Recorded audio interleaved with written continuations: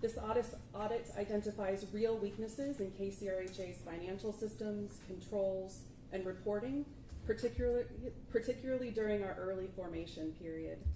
Shortly after I joined KCRHA, it was clear that we needed an independent assessment of those systems. That's why I requested this audit, to bring transparency and clarity to where we needed to be. I want to be clear about one important point. The audit did not find evidence of fraud or misuse of funds.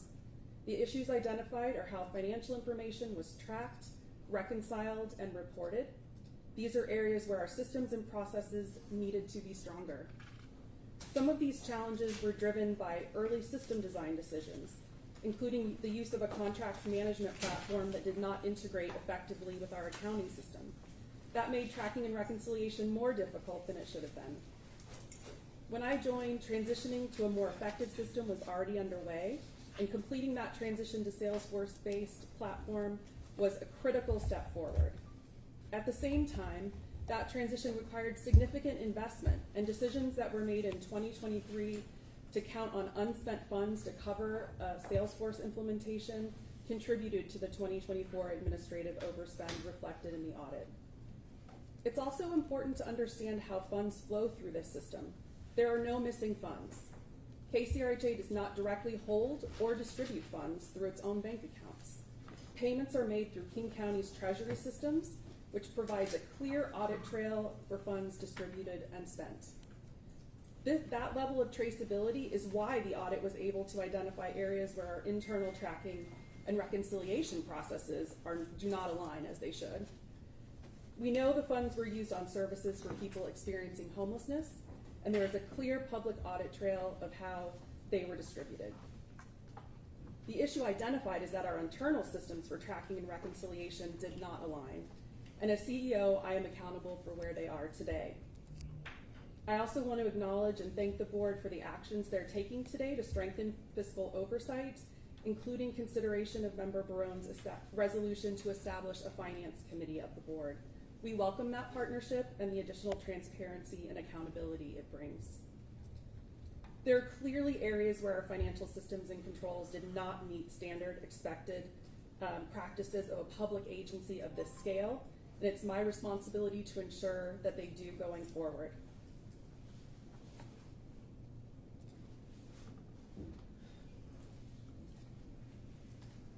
At the same time, over the past 18 months, we've made meaningful progress. We've strengthened financial reporting, improved invoicing accuracy and timeliness, implemented disciplined monthly fiscal close processes, and improved oversight and accountability.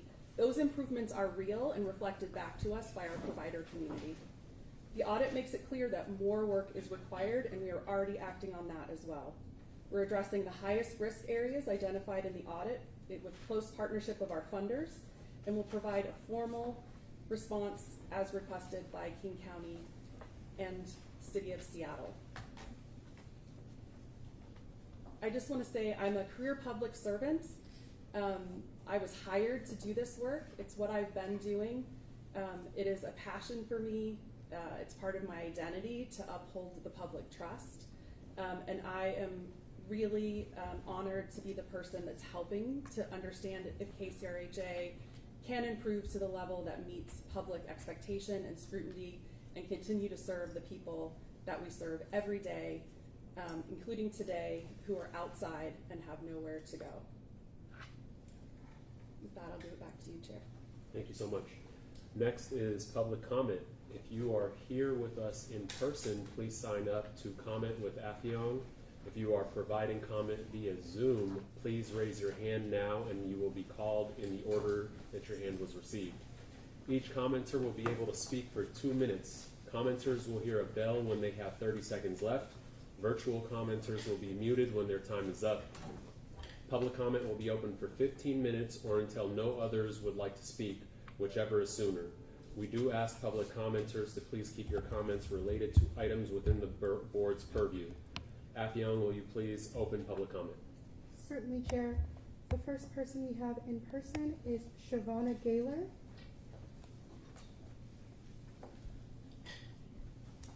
Hello all. Hi, my name is Shavonna Gaylor. I'm a director with Purpose Dignity Action, PDA, here in Seattle. background is mental health. And so I am here to appeal to all involved that making knee-jerk reactions and a disillusion of any major decisions at this point could possibly impact not only the vulnerable people in our community, but also so many who serve them.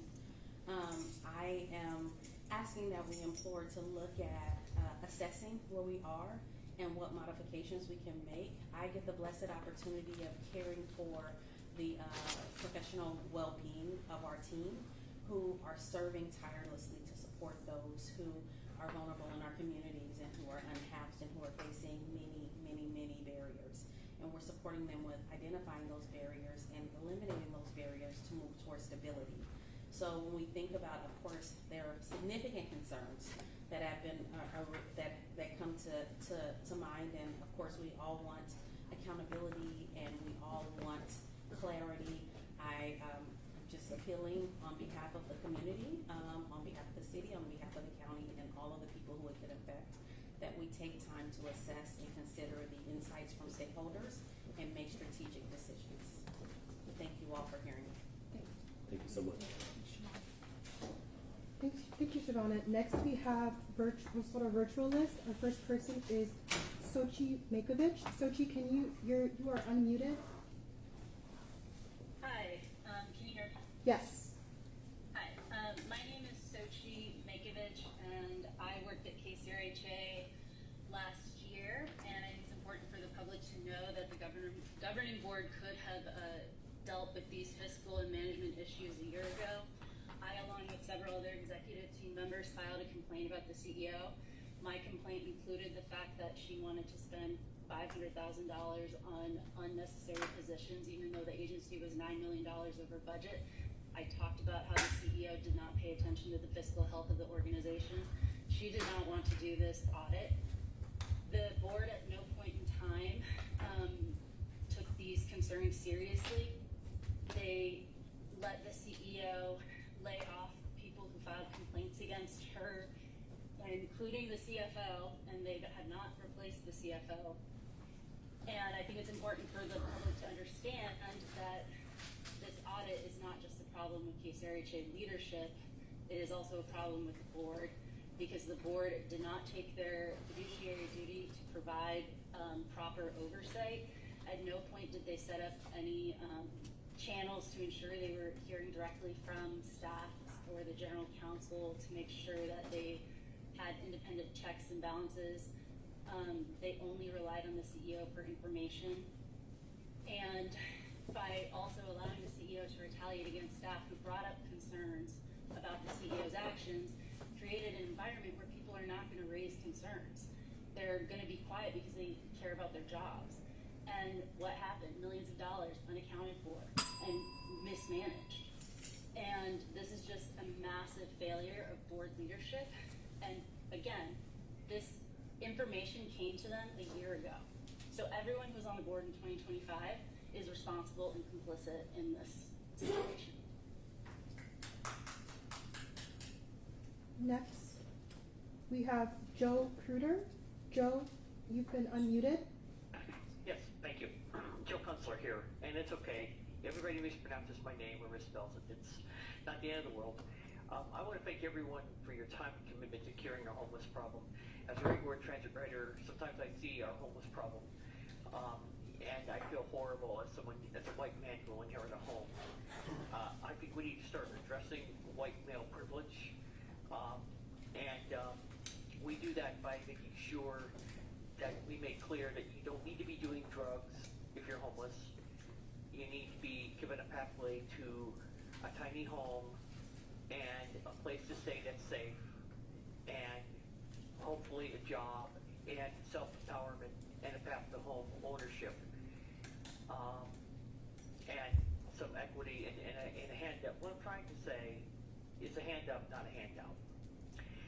And I think that part of the problem is that we have so many bureaucracies going on. We've got King County Public Health, we've got King County Housing Authority, we've got KCHRA, we've got the city governments, we've got the county government. You know, at some point there needs to be a master and commander who says, this is what we're going to do as the greatest county in Washington State. and build back better and make Vanessa Kritzer proud, and really make sure that Martin Luther King Jr. County lives up to its great name. And I also believe in Mayor Wilson's is able to pull this off. And I just really think that, you know, whatever happens here, the focus needs to be on housing the homeless now. And I'm saying that as a white man with privilege. Enough is enough. And we don't need to have people drugged out doing drugs. We know drugs are bad for you. That's why we don't do them on this call. We just need to build back better. I hope I gave you some positivity and a sense to go get this job done. Thank you for your public service. Next, we have Allison Eisinger. Allison, you've been unmuted. Thank you very much. Can you hear me? Yes. Great, thank you. Good afternoon. My name is Allison Eisinger. I'm the director of the Seattle-King County Coalition on Homelessness, whose more than 50 member organizations house, shelter, and care for people experiencing homelessness in King County.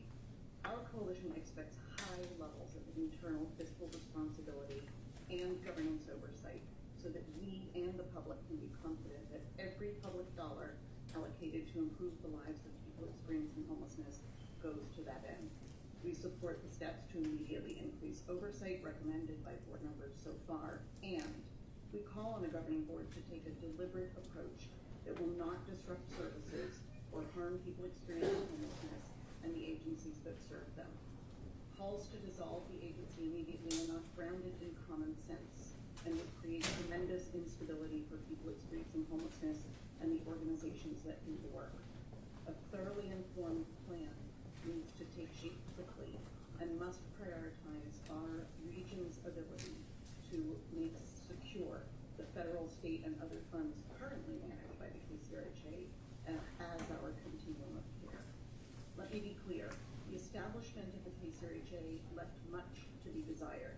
We do not want to see precipitous or poorly thought through or unsupported actions cause further disruption. Local electeds should prioritize the stability of homelessness services so that the people in our community who need and deserve housing and shelter don't experience disruptions in care, and agencies that provide these services aren't subjected to additional operational strain. We are ready to partner with you to do this, and we expect excellent transparency and sharing of information, as well as consideration of the expertise of the people who are committed to doing this work every day and every night, and the people who themselves receive services. Thank you. Next, we have Lead King County. Your mic has been unmuted. Hi, my name is Sam Wolf. I work for Purpose Dignity Action as the Seattle-King County Policy Director. I'm here today to urge that we take a thoughtful and measured response to the findings of the audit. Stakeholders have important insights and information that electeds need to be open to hearing before deciding the way forward. Good government principles were ignored early in KCRHA's development. We must not do so again. Regardless of early missteps, we need to think about our present situation, and that situation is incredibly fragile. We're weeks out from the 2026 NOFO. Abrupt action could be catastrophic. We can't risk losing key personnel at a moment where major funding for our local continuum of care hangs in the balance. Our first priority this moment must be to avoid disruptions in care. This means maintaining our ability to secure funding for critical resources, then proceeding with a deliberate and intentional stakeholdering to ensure that the future of our regional homelessness response is informed by those actively doing the work to support King County's unhoused population. Thank you. Next, we have Ashley Nervovic. Your mic has been unmuted. Thank you.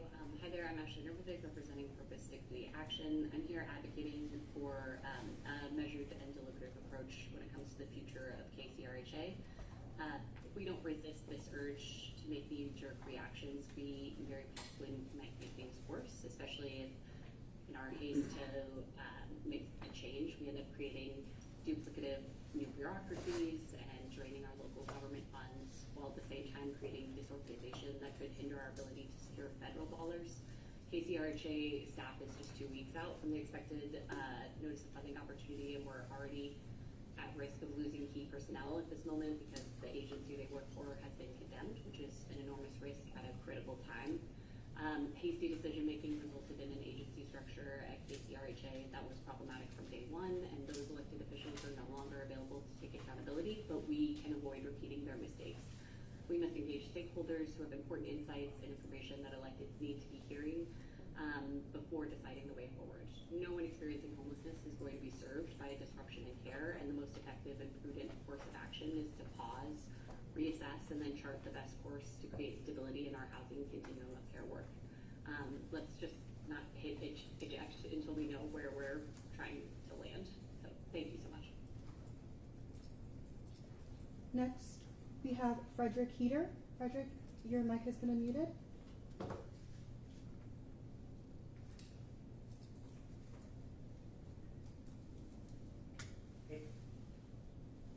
Hello?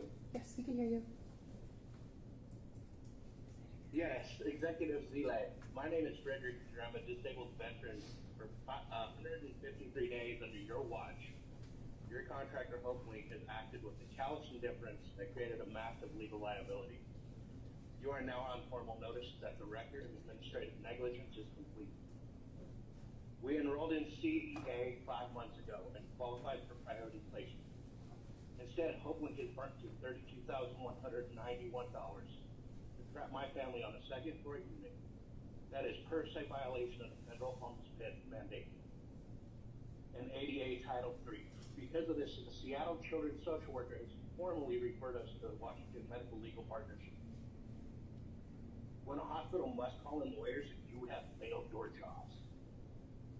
Prior to our legal notice today, our housing extension was processed legally. However, following a legal notice of intent to sue, Hopeland has failed to send the extension that will keep my family housed for more than 3 more days. This is a legal presumption of retaliation. You are now under housing, using housing as a weapon for a medically fragile child and a disabled veteran. Today, the King County Council Civil Rights Program appears to your immunity. In writing, they regarding primary contractor, they stated our office does not have jurisdiction. That is absolutely false in King County. That statement is direct evidence of bad faith. I am adding you personally to the lawsuit under RC 496-010. Both you and the county have waived sovereign immunity at this point due to gross negligence, and a child on a ventilator is suffering. RCW 424-470 will not protect you from this documented record of bad faith. I'm extending one final olive branch. Make it right today. Give us housing.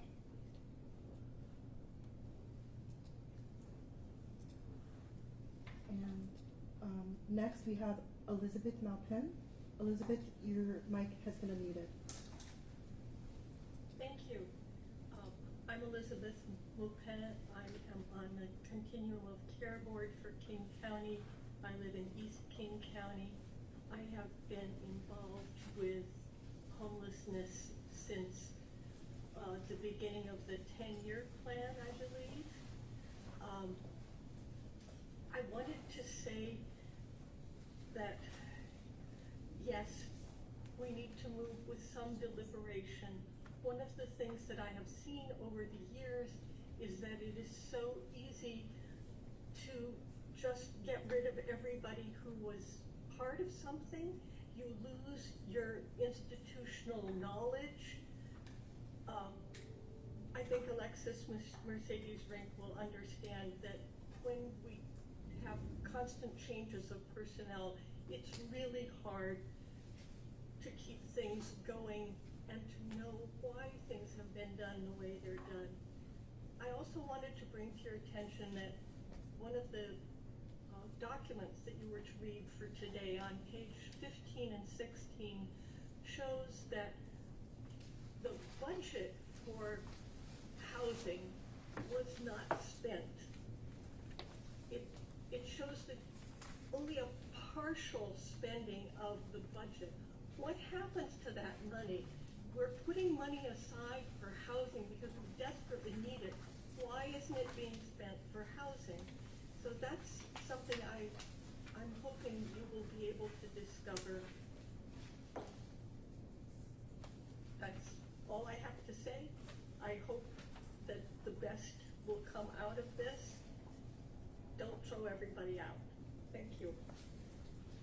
Chair, it's been 15 minutes.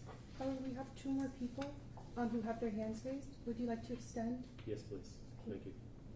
So next we have David Haynes. David, you have been unmuted. Hi, thank you. David Haynes. King County Regional Homeless Authority was originally created to take over the oversight from the conflicts of interest that originated from City Council, who kept watering down the integrity of the oversight and the trade for election support. Yet, the only thing King County Regional Homeless Authority did was guarantee payment after there was failures. And yet, the thing is if you look at the job creations of all the people that got jobs, who keep like raising hell, a lot of it has to do with a tainted, scorn-lit experience lens, where you got to look through the eye of like a racist, like scorn-lit experience from a historical perspectives, and it's perverting the efforts. It's like if you want to solve the homeless crisis right now, you have enough resources where you could use the National Guard to stand up authorized encampments with 24/7 security and service providers to focus people on their drug addiction before you move them or graduate them into a tiny house village, because there's still public health issues with their diseases that they keep spreading around the porta potties and the community kitchens, and innocent homeless people are unnecessarily suffering that. Yet we don't see much of a concerted effort today. All we have is more complaints, and sometimes the small-time landlords are complaining about other issues to distract from their restrictions on the comprehensive plan. But the thing is like Seattle is literally running interference for drug pushers. So all your bad policies that are coming out of City Council and the County Council that run interference for BIPOC repeat offenders that are connected to the criminal underworld drug pushers that use drug addiction as the conscription for guaranteed exemptions from jail, none of those people get questioned to find out where they keep getting the drugs. None of them, because of all their 911 repeat offenses, are required to break their addiction before they voluntarily get to hide behind a door and do free drugs that cause brain damage. And lastly, we have Christine Moreland. Christine, you've been unmuted. Thank you. Can you guys hear me? Yes. Great. My name is Christine Moreland. I'm the founder and executive director of The More We Love. I run a crisis center for women and children. I lead street outreach efforts across our region, and I work every day within the systems responding to homelessness, addiction, domestic violence, and human trafficking. Because of that frontline experience, I want to be thoughtful and very clear. We cannot dissolve King County Regional Homeless Authority in the middle of an ongoing crisis and expect better results. Homelessness does not stop at city boundaries, which is why a regional approach matters. We need coordination between cities, counties, service providers, public safety, and outreach teams so people do not fall through the cracks. We also need accountability, measure outcomes, and fiscal responsibility. Every public dollar must be stewarded wisely and tied to real impact. Under Dr. Kelly Kinnitzson, we are seeing the kind of coordinated leadership this agency needs. She's been bringing providers, partners together in more meaningful ways and working to strengthen a system that needs reform, not collapse. The answer is not more disruption. It's to improve what exists, hold it accountable, and support the leadership working to create this real change. This moment calls for courage, collaboration, and results from all of us. Thank you. Chair, that was our final commenter. We can close public comment now. Thank you so much. Seeing no further requests, we will close the public comment and move on to our next agenda item, which is a briefing. We're going to be joined by Clark Newber, who will be presenting the results of a forensic evaluation of KCRHA. And as one of the new co-chairs of the board, I just want to take a moment to ground us in the significance of this meeting. I know that there are a lot of eyes on this moment. We have a lot of media professionals. We have service providers who have called in. Our unhoused community, our taxpayers, elected officials are really paying attention here, as they should be. Homelessness is the most urgent challenge facing our region, and the system that we're discussing today is central to how we respond to that challenge. What we are here to listen to and hear about is the result of a forensic evaluation commissioned by the city and the county. This review looks closely at KCRHA's financial management, governance, and internal controls over multiple years. It is intended to help us understand in clear terms what has not been working, what risks exist, and what must be addressed to ensure this system is accountable, transparent, and effective. Our responsibility as a board is to listen carefully, to understand the facts, and to use this information to guide serious, thoughtful action. That means we're going to be asking hard questions, we're going to set a very high standard, and we're going to be focusing on what it will take to deliver a system that truly serves those who are experiencing homelessness and protects taxpayer dollars. With that, I'm going to turn it over to the presenters to walk us through the findings. Thank you so much. Welcome, and thank you for having me here today at the KCRHA Governing Board meeting. I'd like to specifically thank the members of the Governing Board as well as stakeholders here and all others that have joined the call. Some of you may know me, but in case not, my name's Mike Nurse. I'm a shareholder at Clark Newber, an accounting firm in Bellevue.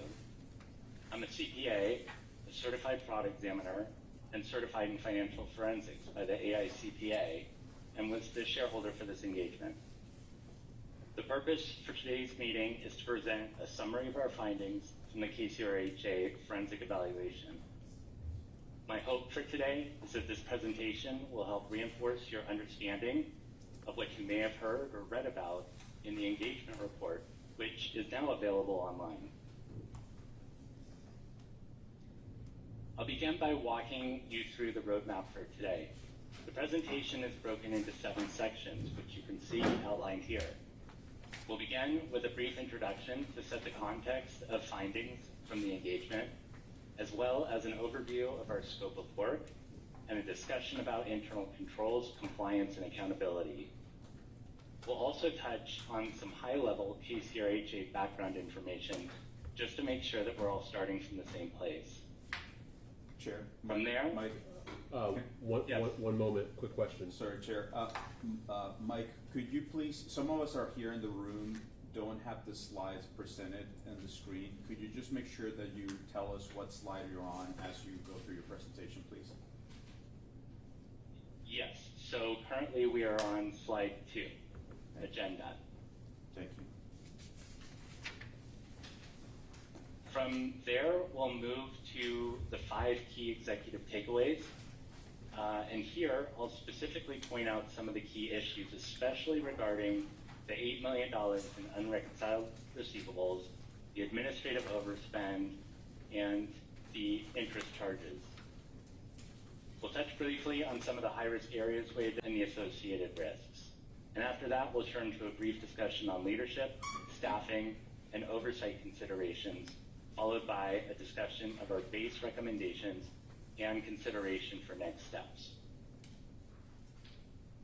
This presentation is expected to take just over an hour. I will open the floor for questions at the end of the presentation. I do want to note one thing regarding questions and answers. My role here today is to present the facts and the underlying data as presented in the report, as well as any clarifications. My role here is not to provide opinions, speculate, draw management or governance conclusions, or comment on executive decision-making.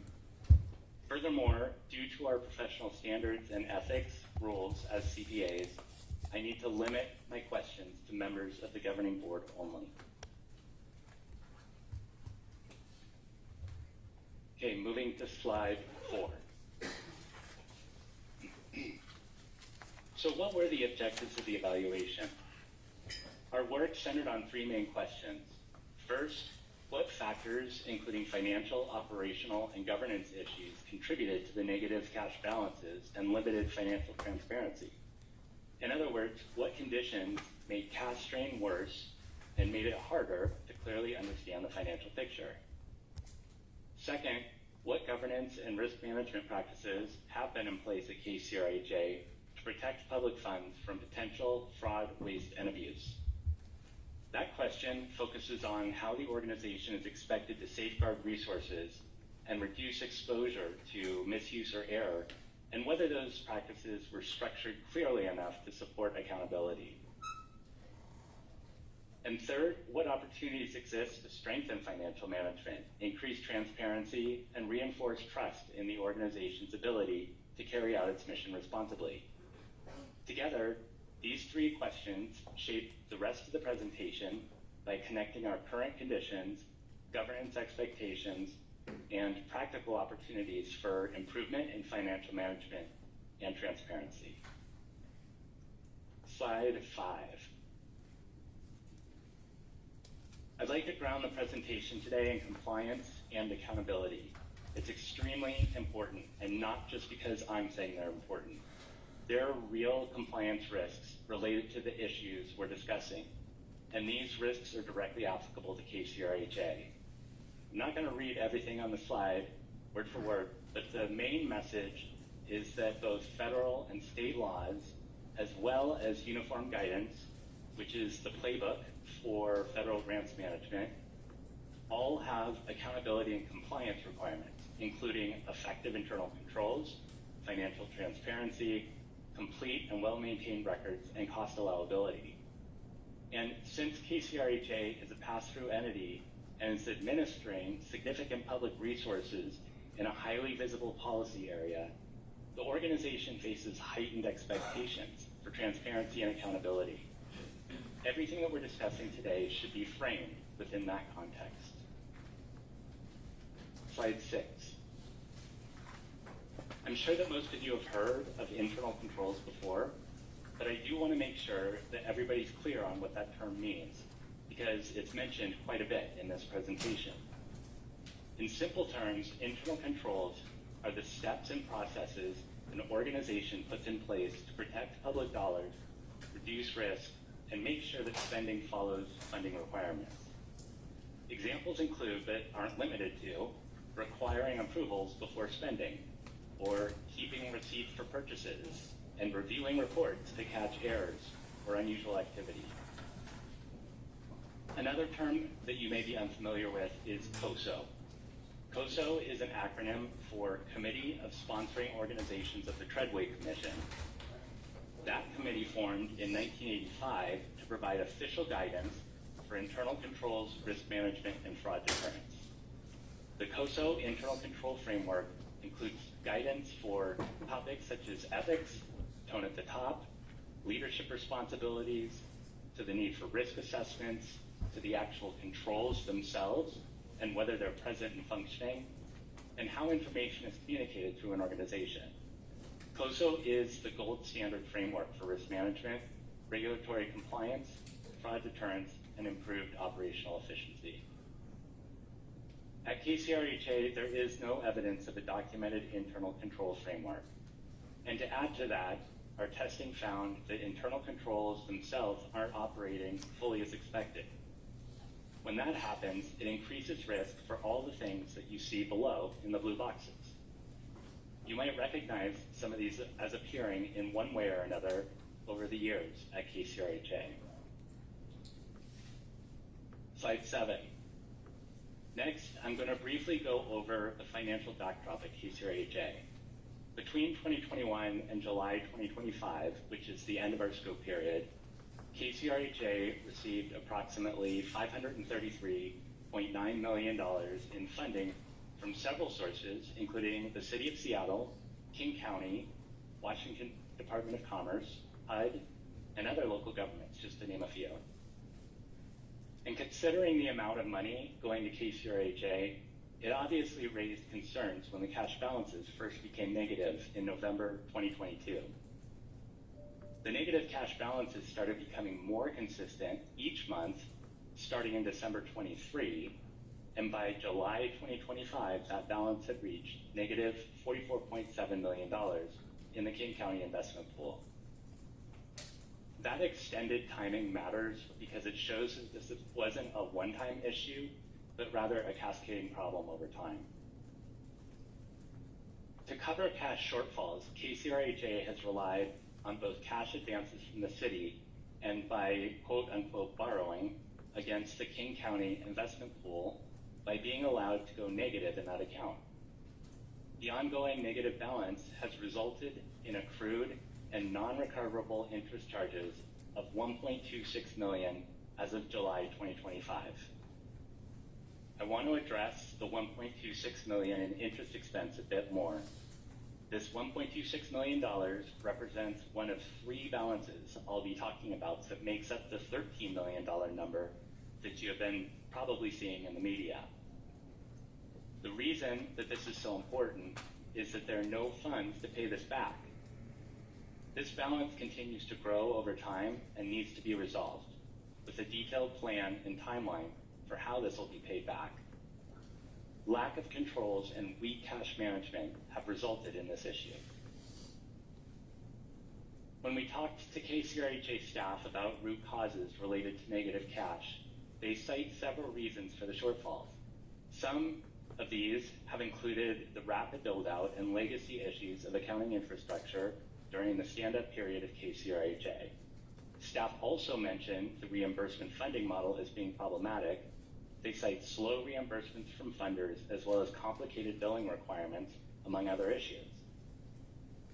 The funders have described the issues at KCRHA as being due to lack of transparent or reliable financial reporting, inaccurate and untimely invoice submissions, an inability to provide reliable budget and cash flow forecasting, and a lack of proactive engagement in addressing the issues, even when help has been offered by the funders. My point in laying out these perspectives is to give you some context around how root cause perceptions have been misaligned between KCRHA and the funders, adding to confusion about who should be fixing the issues and where that responsibility resides. To answer that question is complex and multi-layered, but ultimately the responsibility for running KCRHA in an efficient, proactive, and sustainable way lies with KCRHA and not with the funders. Our expectation would be that KCRHA, a standalone entity, should be proactively assessing risk and managing the internal control issues that need to be addressed.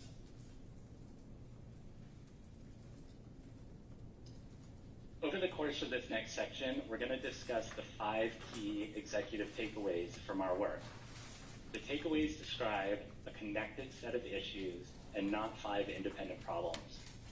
Taken together, these points help explain why cash stress, reporting challenges, and governance risk have been difficult to resolve. As we go through them, the main question is how these issues interact and what they imply for accountability going forward. Moving on to slide 9. First, we'll look at the key barriers to long-term sustainability at KCRHA, which are primarily related to cash issues. The first barrier that you see listed here is the negative $44.7 million cash balance, as we just mentioned. The negative cash balances have resulted from KCRHA being allowed to go negative, essentially borrowing from the King County investment pool, as I just mentioned, and resulting in those interest costs. I'll touch on that again a bit later. The second point are the open receivables of $49.8 million. First, that increasing balance over time represents challenges with converting receivables to cash to keep pace with expenditures. That is a cash management issue. But within that balance, we identified at least $8 million of those receivables to be unreconcilable, risking potential overstatement of past revenues and potential need for an $8 million write-off. I want to take a moment here to talk about the $8 million of unreconciled receivables because of how important the issue is. This is also part of the balance making up the $13 million in unaccounted for funds that you may have read. What I want you to understand is how difficult this will be to reconcile. Our accounting team spent a lot of time on attempting to reconcile the balance. KCRHA also told us that they could not reconcile it as well. The accounting records are such that the details around receivables are not traceable because the supporting information isn't there. The records have been recorded over time through batch journal entries, which means that there's no way to easily trace a specific transaction, how it was applied, and what money was used to pay for it. Understanding and reconciling that balance would potentially require a rebuilding of the accounting records, which would include needing to find all supporting documentation and producing a line-by-line accounting for each transaction that would need to include funder, grant, or award number, fund, and program period at a minimum. It would also need to identify which receivables may be uncollectible or simply can't be identified. This is a process that will require extensive time and research. The primary driver for the negative cash balance and growing receivables is what you see here in the third bullet point. The internal invoicing and reimbursement process has been prone to errors, which has directly resulted in delays. For example, invoicing costs that are applied incorrectly or to a grant that's been closed. When incorrect invoices are submitted, the funders reject those invoices and send them back to KCRHA for correction.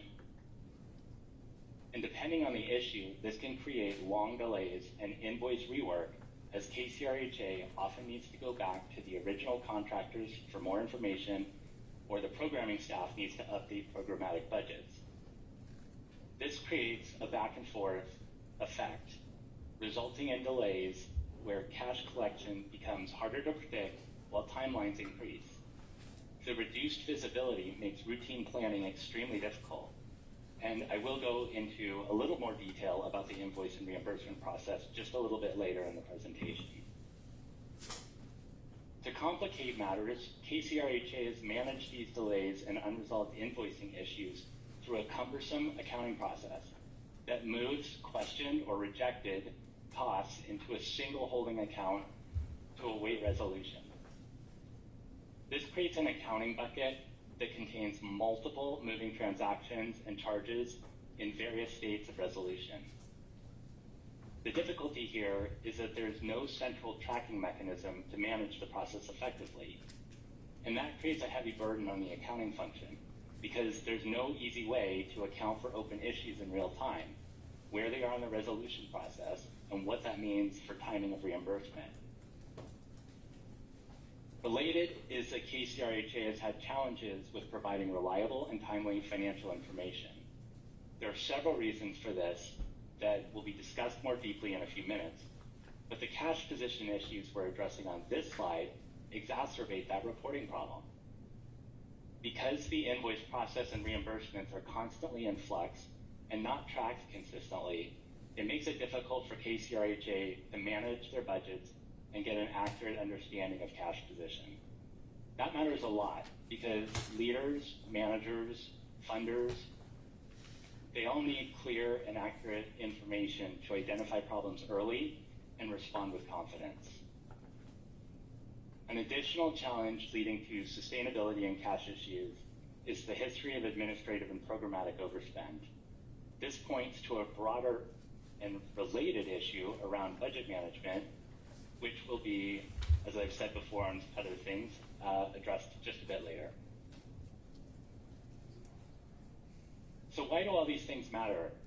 Under current conditions and without corrective action, the challenges I'm talking about are likely to continue, including ongoing cash shortfalls and the reliance on advances and borrowing to meet funding requirements. More importantly, there's practical implications here. KCRHA may not be able to fix these issues quickly without additional dedicated staff or outside support. And that points to a potential additional investment of time and cost, as well as potential disruption to program funding processes while corrective work is underway. Slide 10. Internal control gaps increase risk, period.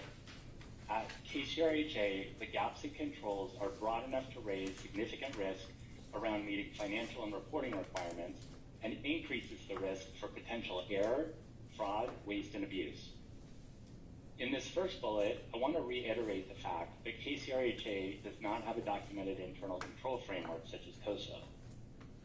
Uniform guidance, which outlines the rules for entities with federal funds, requires a documented and established internal control framework, specifically citing KOSO. And when that framework or structure is missing, it creates risk for error and potential malfeasance problems to slip through the cracks. Furthermore, it creates risk for non-compliance with uniform guidance. which could potentially mean loss of federal funding, audit findings, and the need to pay funds already spent back to the federal government. And the concern over internal controls is not theoretical. State Auditor's Office performance and financial statement audits for fiscal years 2023 and 2024 reported internal control deficiencies. Repeat findings for internal control deficiencies should not be a normal thing for an organization such as KCRHA. Furthermore, we also noted that funders communicated written concerns over the controls on multiple occasions, but we did not see documented improvements or a response plan. Our expectation would have been that KCRHA would have urgently initiated a response plan immediately after the SAO audit findings. Our own testing identified multiple cases where expected controls were not followed, and that indicates that these issues still remained active as of July 2025. So you might be asking yourself, did we find fraud at KCRHA? The answer to that remains unclear. In our testing, we did not identify any direct evidence of fraud. However, I underscore that with three things. We used a sampling methodology for testing and did not look at or test 100% of transactions. So something may exist in the financials that we didn't catch. Second, transparency issues in the accounting records between 2021 and late 2024 limited our ability to see transactional level detail, especially around receivables and deferred revenues. Something potentially could exist in those records that would be difficult to identify without a detailed rebuild of those records. And as with any organization with internal control compliance issues, KCRHA has been and remains at risk for potential fraud in the future. All it takes is one bad actor with access and motivation to create a problem. However, there's one key control that does provide some level of comfort around the potential for fraud, waste, and abuse at KCRHA. And that is that KCRHA staff do not have the ability to directly move cash because the cash is controlled through the King County Investment Pool. Now, that's an incredibly important fact because direct access to cash creates a huge risk for fraud, and the money moving out of that account only happens through the warrant and invoicing process, which is getting some level of review by KCRHA and the funders, and King County is the one that ultimately triggers the cash to be paid. Where I'm more concerned about the possibility for fraud, waste, and abuse are those areas where there's direct or more direct access to cash or cash equivalents. Namely, the P-card program, access to gift cards for the point-in-time program, and potential abuse through employee reimbursements. And we did observe significant non-compliance and controls in these areas. And why does this all matter? As a steward of public funds, KCRHA is required to minimize the risk of fraud, waste, and abuse under Washington state law and federal funding rules, and those requirements are not being met in a meaningful way. And regarding the potential for fraud, I do want to make one thing clear, that the takeaway here is serious but measured.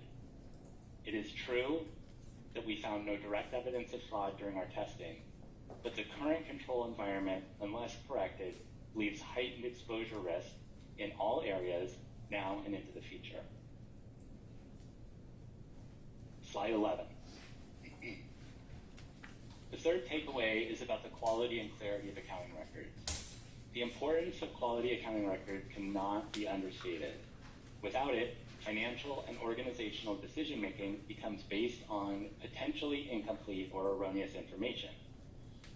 Prior to late 2024, accounting was, as I've said before, primarily batch-level journal entry-based, especially related to invoicing and reimbursements. Now, the reason that that is a problem is that the transactional details, such as the ability to match a payment to an invoice, becomes obscured. So looking at the financials, the records provide a 30,000-foot picture, but there isn't enough detail underneath to easily tell what's happening or what monies funded which transactions.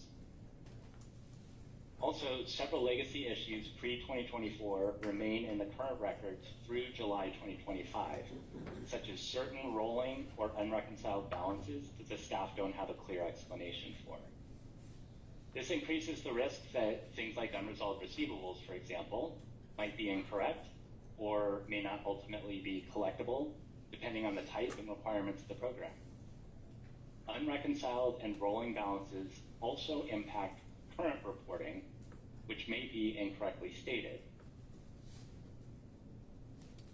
After late 2024 and up to the end of our scope period, there is still heavy use of manual processes outside the accounting system and cumbersome workarounds needed to manage invoice and reimbursement delays, causing traceability and transparency issues. Transactions are recorded, but they're difficult to trace from end to end. There have been some incremental improvements over time, including the implementation of the NetSuite accounts receivable module in early 2025 and the 2024 implementation of Salesforce, which is their budgeting and program tracking software. However, I want to reinforce that Salesforce, although making some incremental improvements, has not solved the overall reimbursement and tracking problems. In other words, Salesforce, or any other new software for that matter, is not a magic or silver bullet. The problems I'm describing will require a multi-layered organizational effort to address. Next, KCRHA uses NetSuite, which is an acceptable choice for their accounting system. NetSuite is fully capable of customization for reporting needs for an organization as complex as KCRHA. But the accounting team had not invested the time and effort during stand-up or through the period of scope to create the customized reporting required to provide clear and understandable financial picture to stakeholders. This is another factor that leads to these manual Excel workbook reporting, which, as you might know, is prone to human error and potential concealment of information. And finally, KCRHA does not maintain their accounting on a fully GAAP basis during the year. This is not so much a finding as much as it is a comment on effective reporting. Cash basis or hybrid models, such as what KCRHA uses, is easier, but it's also not ideal. GAAP-based accounting provides a much better picture of financial position. It provides accurate reporting of the timing of revenues and expenses, and also reduces the risk of misstatement or misinterpretation. So why does this all matter? To fully understand historical financial activity, especially as it relates to the use of reimbursements and cash advances, would likely require a detailed rebuild of the accounting records. This would potentially be a costly and lengthy process, and is also complicated by the fact that leadership and staff turnover have resulted in a loss of institutional memory. In other words, there may be balances, transactions, and accounting approaches that are unexplainable because the people who made them may not be around anymore. Furthermore, the process could be disruptive because it would have to occur alongside real-time normal operations. Looking forward, the core message here is that the challenge is not whether transactions are recorded, it's whether the records are clear enough, system-driven enough, and reliable enough to support consistent explanation and oversight. Slide 12. Even if the record-keeping issues were somehow instantly improved, the organization would still need consistent financial management routines and processes to maintain accuracy. That's the focus of Takeaway 4, that KCRHA needs stronger financial management, budget management, and reporting functions. A foundational requirement for financial management is the maintenance of a full, hard monthly close. A monthly close ensures that all records are correct, supportable, and most importantly, that the organization understands its current financial position. A monthly close should happen on a defined schedule with a standardized reporting package that comes directly from the accounting system. KCRHA has not yet established a consistent, documented, full monthly close cycle or a standardized internal reporting package directly from the accounting system. Next, budgets are not monitored in a way that prevents overspending. Just two examples, as you can see here, are a $6.4 million programmatic overspend occurring in 2025 that had not been authorized by the City of Seattle. On the administrative spending side, we noted that as of July 30th, 2025, there was a 4.26 overspend or deficit. So I'd like to touch briefly on that administrative overspend of 4.26 million, because that is the other portion of the 13 million unaccounted for funds mentioned in the media. According to KCRHA, overspend was due to budget reclassification and alignment across program types. Although this may be the case, we need to look a little bit deeper. The point here is that KCRHA overspent funds and then made budget modifications after the fact. The takeaway is that there were no controls or oversight in place to manage budgets effectively and prevent overspending. Those figures matter because they don't just point to a reporting issue. It describes a spending and budget control and governance issue. I'd also like to remind you that the fiscal year 2024 SAO financial audit found material misstatements, 37 million and 17 million, caused by improper classification of balances. This is exactly the type of problem that a consistent monthly close is meant to catch. Furthermore, the audit stated that the balances were expected to be corrected. However, when we looked at the current fiscal year 2024 internal financial statements, they showed a $1.3 million difference from the issued audited financial statements. The fact that they don't match the audit is concerning and needs to be corrected prior to the 2025 audit. More important is that the discrepancy has had additional impact on the accuracy of the current financial statements. Finally, several policies and procedures were created in 2021 to support accurate reporting, but they haven't been updated and need to be reviewed and updated to reflect the structural, financial, and organizational risk factors that have evolved over time. Policies are only effective if they match the organization's current environment, which is completely different and much more complex than KCRHA's operational environment during the stand-up in 2021. So why does this matter? Inconsistencies in financial management, budgeting, and financial reporting should be managed through a strong close process. Otherwise, problems like the ones described undermine confidence among stakeholders. The main point is that consistency and stable processes in financial management are what allow leadership and funders to catch issues early, understand them clearly, and respond before they become larger financial or governance problems. Slide 13. So the natural question is, what would it take to stabilize the organization from here? The fifth takeaway is that stabilization would require a multi-layered approach and would possibly mean a significant investment in time and financial resources. This would be especially true if the internal capacity was limited and the work needed to be performed by outside consultants. I'll lay that all out in the final section of the report, but the takeaway is that the current and legacy issues will require coordinated work across cash management, invoicing, accounting records, reporting, budgeting, leadership, and risk management. Here you can see a list of the highest priorities that should be addressed. First, KCRHA needs to stabilize and address the growing negative cash position.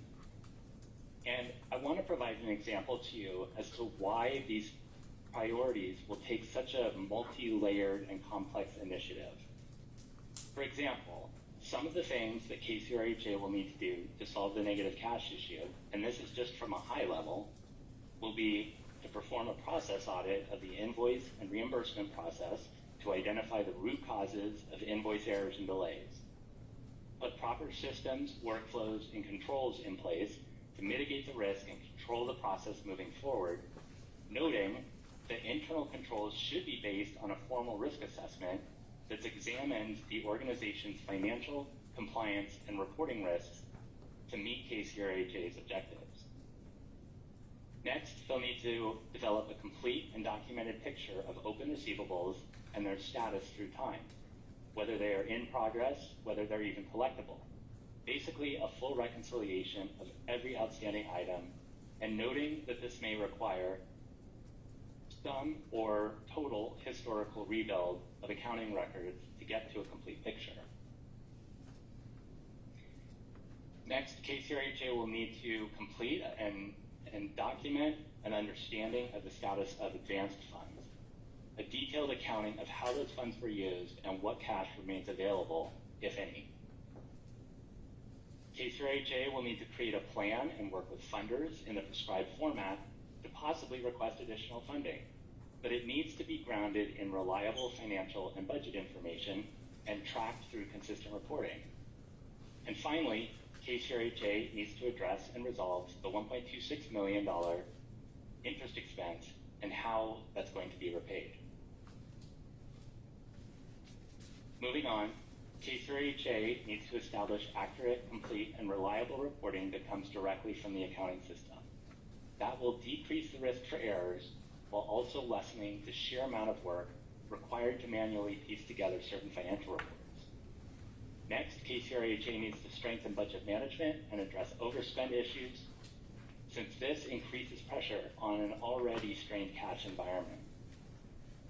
And finally, KCRHA needs to perform a risk assessment and align with KOSO internal control framework to maintain compliance and decrease risk. And why does this matter? Addressing the issues could help to ensure KCRHA's long-term stability and effectiveness. But as I've mentioned, it would likely require a significant amount of time and cost commitment and could potentially pose risk for service disruption, since this would be occurring simultaneously with everyday operations. The final takeaway is that stabilization needs to be viewed by stakeholders as a major, organization-wide change management process that will touch multiple areas at KCRHA. It will not be resolved by a quick correction, simple accounting fix, or a new software. Meaningful correction would require sustained management attention, a clear order of priorities, and steady follow-through over time. Slide 14. We're going to shift away from the executive summary into some more specifics around the higher risk areas. This will touch again briefly on internal controls, but also provide some detail in those areas where staff do have direct access to cash for cash equivalents. Slide 15. One of the high-risk areas we identified is around employee reimbursements. In our testing, we noted 2 items that appeared unusual compared with typical reimbursement activity, although we weren't able to determine whether those were actually allowed under the contract. The first is that an interim CFO was reimbursed for lodging, meals, and incidentals between September and November 2024. The total paid for that was just over $9,000 and occurred for 28 specific days. We also noted that a chief program officer was reimbursed just over $13,000 for relocation costs, made up of $12,500 for moving costs and $940 for vehicle transport.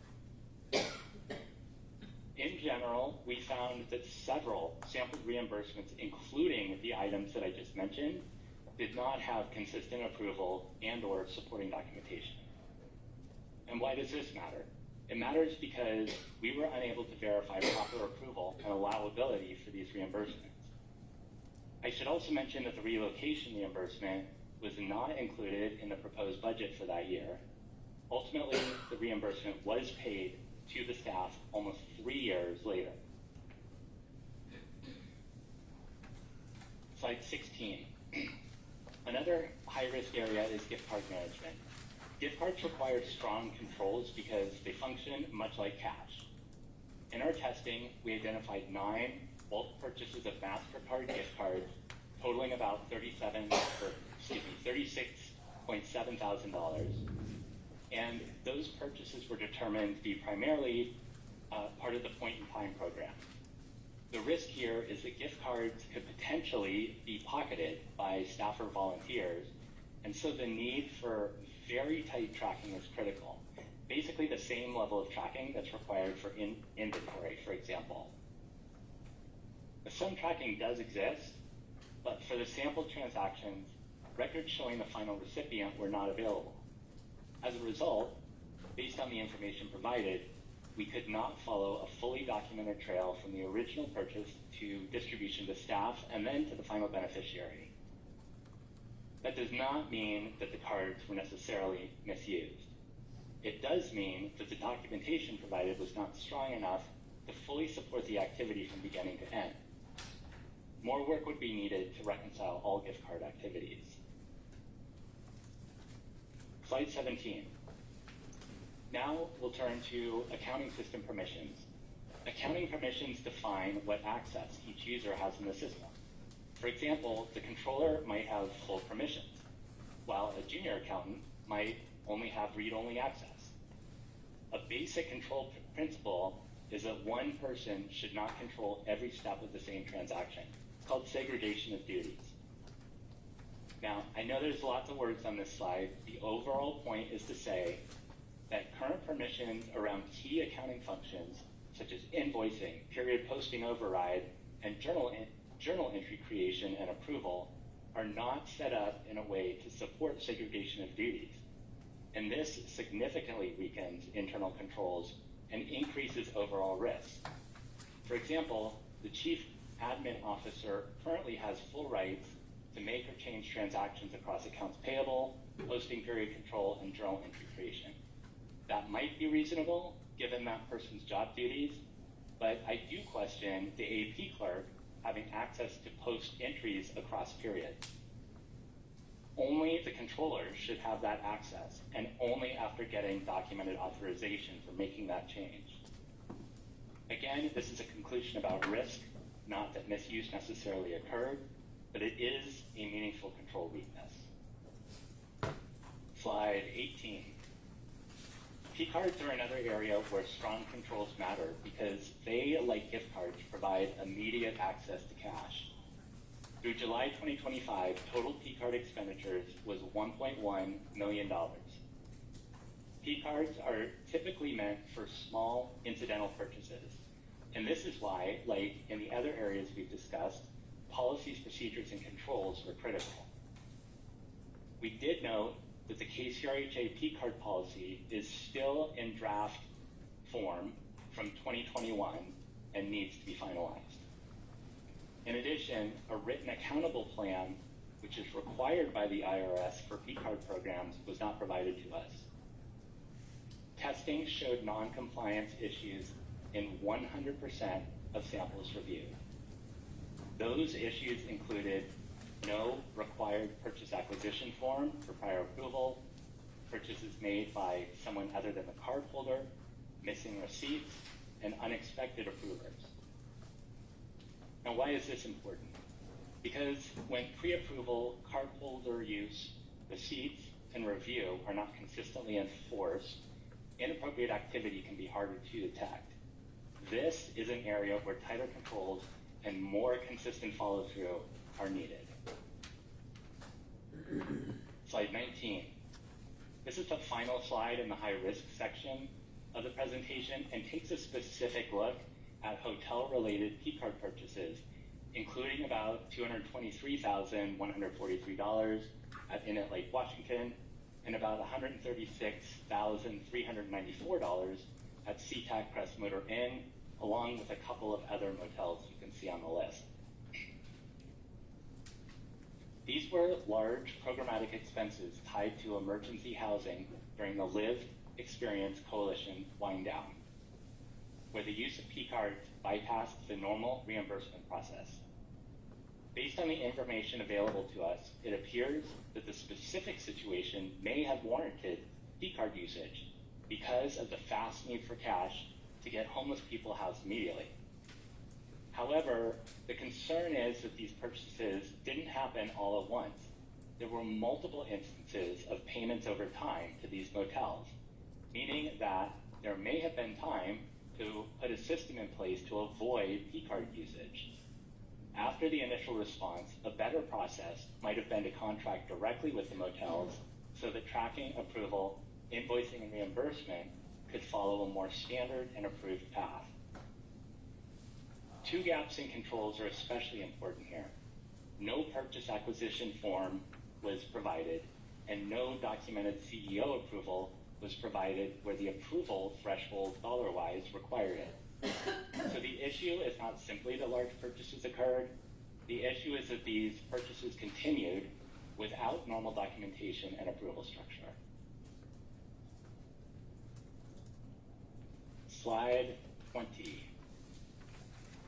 I know an important question in everybody's mind is how could an organization receiving such a substantial amount of funding still face serious cash pressure? This next section dives a little deeper into the operating conditions that continue to drive that cash balance down. Slide 21. This slide offers the most fundamental explanation to the negative cash position. The invoicing and reimbursement process are inefficient.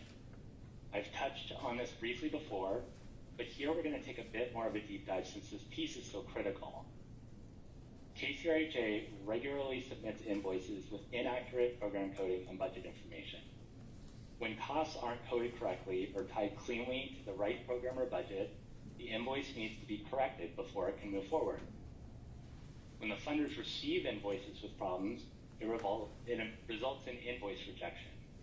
The invoice is sent back to KCRHA, who then needs to research, rework, and resubmit.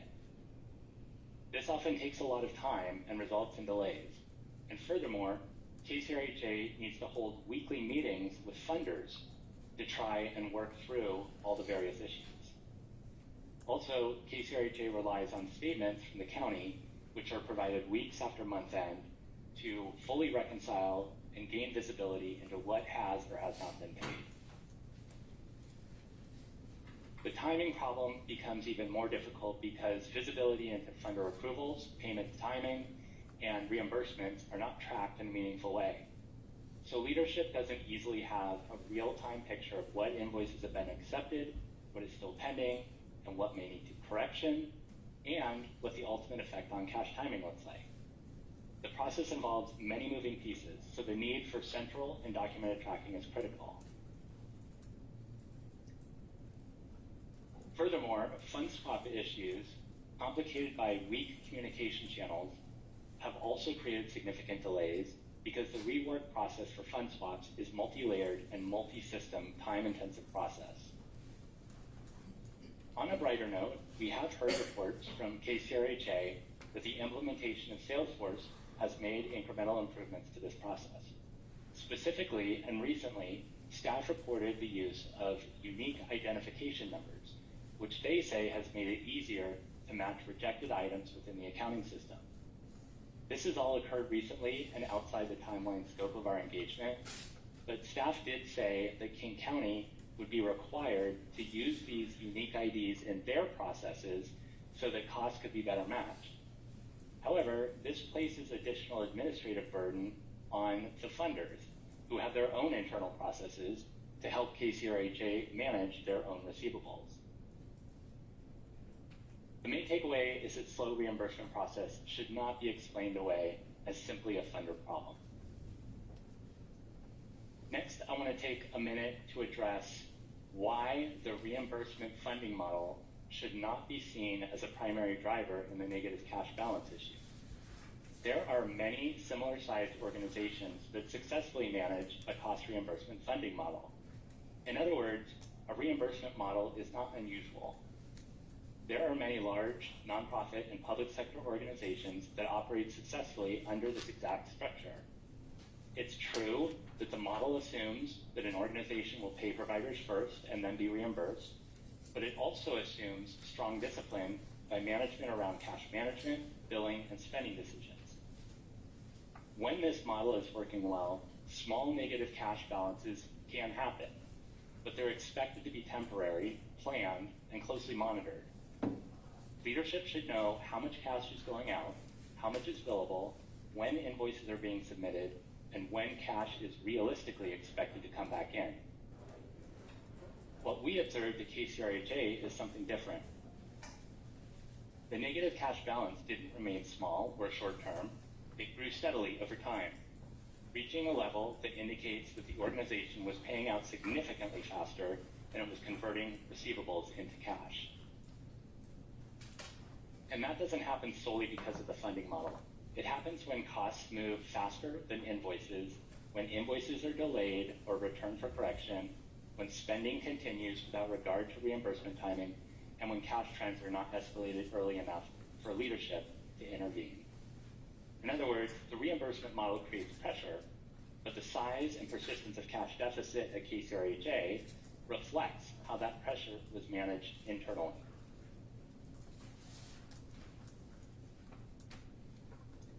Slide 22. A second source of cash pressure is the management of the administrative budget itself. As of July 2025, KCRHA carried an administrative cash deficit of about $4.26 million. That deficit included the $1.26 million of interest accrued, and that interest expense continues to grow. The next point is important. Advanced funds have not been reconciled or tracked consistently against spending in a way that gives visibility into how those funds were used or what balances remain. This is a budget and financial management critical issue. There's also a process issue that contributes to the cash problem.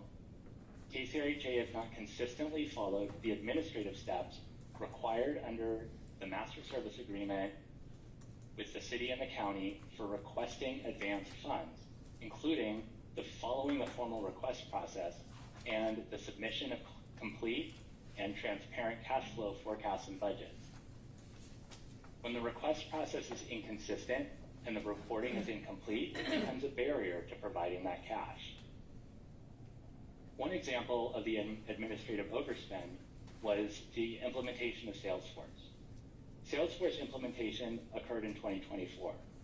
It was not approved or mentioned in the 2024 proposed budget. It was later approved as part of a budget amendment at a cap of $563,000, but the total cost ended up an estimated range of $2 to $3 million. This slide points to overspending, limited tracking, and weak visibility happening at the same time.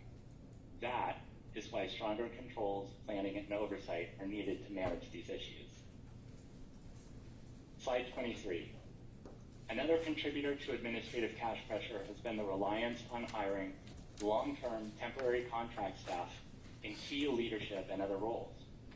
KCRHA spent $2.96 million for Robert Half staffing through July 2025. Contractors are expensive, and there's obviously a premium when hiring through a temp agency. In our experience, we see that temporary staff is typically used for short-term transitional solutions. As an example, we compared the Robert Half payments for the interim CFO, who was contracted through Robert Half, between November 2023 and December 2024, so 11 months, and compared that to the direct hire benchmark cost for that same person and position who was hired as an employee, the CFO or interim CFO at the end of the contract.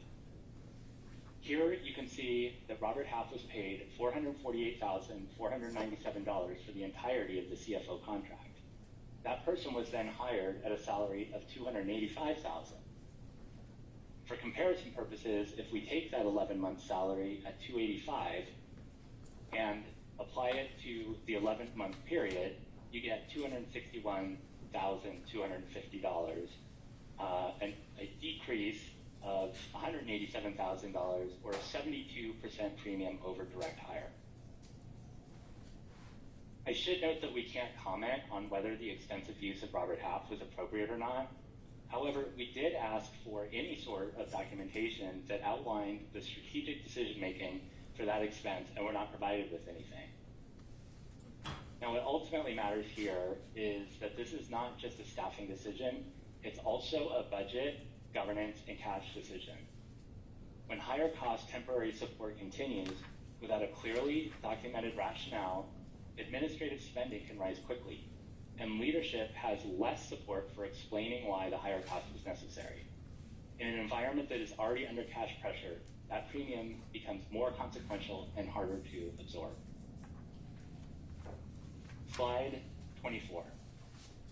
The last item in this section is indirect cost rate, which is a calculation used to allocate administrative, so non-program related costs, and where compliance is critical, especially in federal grants management.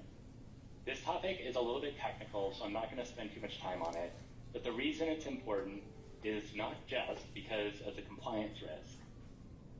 An indirect cost rate sets the rate at which you can recover administrative costs. And that can vary from high to low, from low to high, or high to low. In other words, it can potentially increase the amount of funds available for your administrative spend. That's why this is a cash issue, as well as a compliance issue. What I want you to take away from this slide is that there's a good possibility that KCRHA is, quote unquote, leaving potential funds on the table, because they're using what's called the de minimis rate, which is basically a default percentage defined through uniform guidance, and is the lowest rate. There has not been an effort to obtain a negotiated cost rate, which could significantly increase the amount of cash available to cover administrative funds. We sampled a document showing an invoiced indirect cost rate de minimis cost calculation. The indirect cost rate analysis was outside of our scope, but in a limited review, our grants team was unable to confidently determine the appropriateness of the calculation through the workbook provided to us. The second thing to take away from this slide is that there is an opportunity here to strengthen and reinforce the institutional and finance team knowledge base around indirect cost rates and the broader uniform guidance requirements. This is critical for any organization managing federal funds. Third point is that we strongly recommend that KCRHA undergo a formal uniform guidance readiness assessment and indirect cost rate analysis to both verify that current calculations are working correctly and to evaluate whether a negotiated cost rate, which would be a second step in the process, would ensure the best outcome for indirect cost recovery. All of this matters because the potential for inappropriate or incorrect indirect cost rate cost allocation, including not having correct cost pools, raises the risk for compliance findings under uniform guidance and loss of potential cash coverage. Before moving into our recommendations, this section is important because the issues in this review are not just about invoices, cash, and accounting entries. They also relate to leadership coverage, finance staffing, and oversight. In other words, if the people, reporting lines, and review structure aren't clear, the same problems can continue even after individual items are fixed. Slide 26. Early in the engagement, starting in August 2025, there was an almost 4-month delay in getting started. One piece of the delay was KCRHA requiring us to sign a data sharing agreement. This had to go through several rounds of contract language review and stalled our ability to begin work. Second, it took almost 4 months for KCRHA to start responding to our requests for information. Communication was also slow and difficult in responding to questions and clarifications. The information, when it was provided, was sometimes incomplete or did not match what we had requested. The flow of information did improve in 2026. However, the delay resulted in having to amend the timeline and the contract and also increase the engagement budget by over $150,000 from the original estimate because of the problems we were encountering. Next, I wanted to point out that the CEO was not present at most of our biweekly KCRHA executive leadership updates. For a meeting whose purpose was solely to inform executive leadership on issues in progress, it surprised us from an ownership, oversight, and urgency perspective that she did not participate in these meetings. From a staffing perspective, we noted a significant leadership coverage issue. The organization chart shows no dedicated CFO position. That matters because the CFO role is who we would expect as the primary oversight point for several of the issues discussed in this report, including the negative cash balance position, reimbursement delays, budget management, and others. Overall, it is difficult to understand who, if anyone, is performing this function. Additionally, given the size and complexity of finance operations, KCRHA should consider building out the accounting team to include those with experience in federal grants and who could potentially cross over with programs. Next, KCRHA should consider forming a finance committee that provides oversight over a corrective action plan, public funds accountability, and an escalation pathway that funders can use to communicate concerns.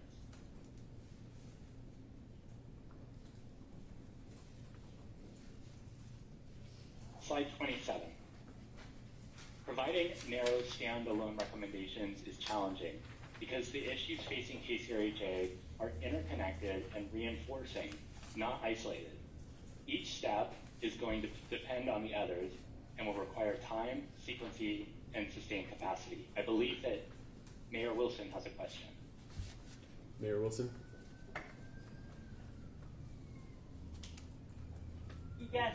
Yes, thank you, and my apologies for interrupting the presentation. I'm actually at the airport and I'm needing to board a plane in about 10 minutes for a prearranged work trip, but obviously I wanted to be present for this critical discussion, and so just wanted to say one word before I drop off in about 10 minutes. I think what we're hearing here is deeply alarming, and I think we all share urgency to ensure that we're appropriately safeguarding public funds. I believe that we need to take action that is decisive but also thoughtful, and I just want to recognize the public comments that we heard around ensuring continuity and stability in service delivery, both for the vulnerable communities that we serve and also for our workforce.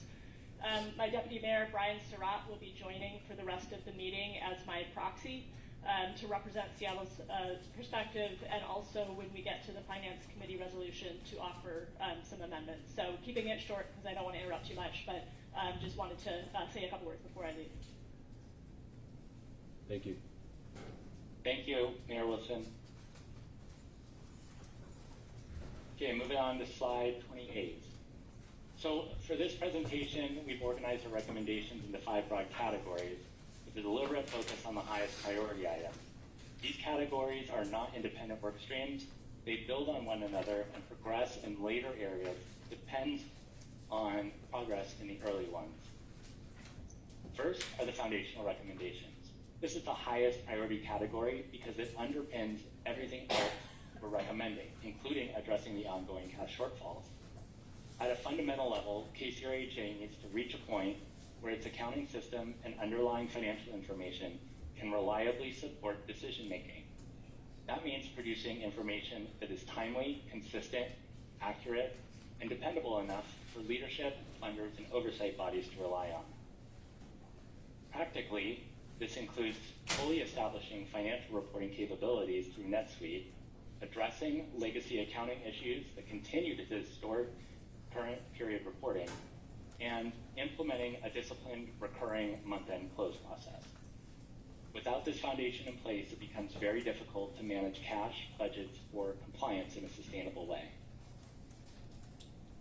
Next, once the foundation is in progress, the next priority is stabilizing the invoice and reimbursement process, which is a primary driver of cash stress, as I've mentioned. This means identifying and correcting the root cause of invoicing errors, putting consistent procedures and controls in place, implementing a layered review, and providing targeted training where needed. It also means building reliable tracking so that invoices that enter a resolution process don't lose visibility or momentum. In parallel to that, the budget management process needs stronger oversight and more proactive monitoring. Budgets need to be actively managed and standardized so that spending is controlled in real time rather than reviewed after issues have already occurred. Third are the structural and compliance recommendations.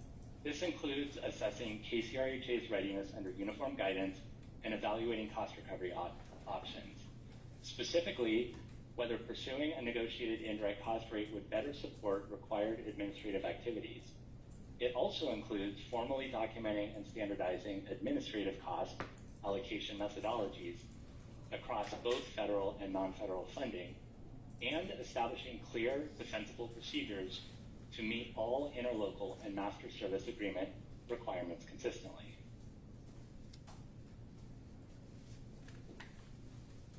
Slide 29.